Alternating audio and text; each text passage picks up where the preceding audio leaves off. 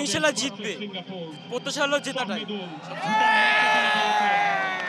এটা আমাদের নতুন বাংলাদেশ, নতুন বাংলাদেশের সবাই আমাদের নতুন প্লেয়ার।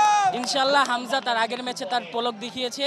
ইনশাল্লাহ আজকে ঘরের মাটিতে সিঙ্গাপুরের বিপক্ষে যে ম্যাচ, ইনশাল্লাহ আমরা প্রত্যাশা করছি হামজা কমসে কম 2টি গোল দিবে এবং বাংলাদেশকে জয়ের মুখ দেখাবে ইনশাল্লাহ। বাংলাদেশ অনেক ভালো খেলেছে, বাট আমার মনে হয় কি যে বাংলাদেশের যে সব মানে যে দিক দিয়ে দুর্বল তারা, সেই দিক দিয়ে যদি তারা কাজ করতে পারে তাহলে আমি মনে করি তারা আরো সামনে এগিয়ে দিতে পারবে।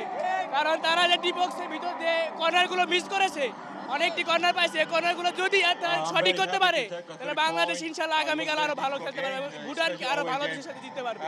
বাংলাদেশের প্রথম ইমিউনিটি বুস্টার সমৃদ্ধ ফ্যান্টাস্টিক হ্যাপি এনার্জি বিস্কিট। বিষয়টা হচ্ছে বাংলাদেশে এত ভালো ভালো প্লেয়ার আসছে, আমরা আসলে চিন্তা করতে পারি না এটা এত ভালোভাবে যে ডেভেলপ করবে বাংলাদেশের ফুটবলটা।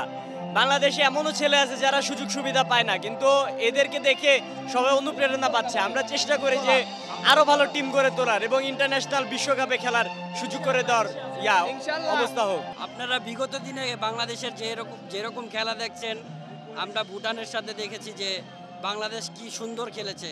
তো বাংলাদেশের প্রত্যেকটি মানুষ আজকে তাদের দিকে তাকিয়ে রয়েছে যে তারা আগামী পিছনে যেরকম খেলেছে সামনে আরো উন্নত মানের খেলা বাংলাদেশের মানুষকে তারা উপহার দিবে। আশা করি কত গোলের কথা সেটা বলবো না, কিন্তু বাংলাদেশ খুব ভালো খেলে জিতবে এই আশা করি আমি বাঙালি হিসেবে। আমার অনেক ভালো লাগে, কোনো সময় এত ভালোভাবে আমরা ফুটবল দেখাটা হয় নাই, কারণ অনেক মানুষ এখানে জড়িত, ক্রিকেটেও এত হয় না।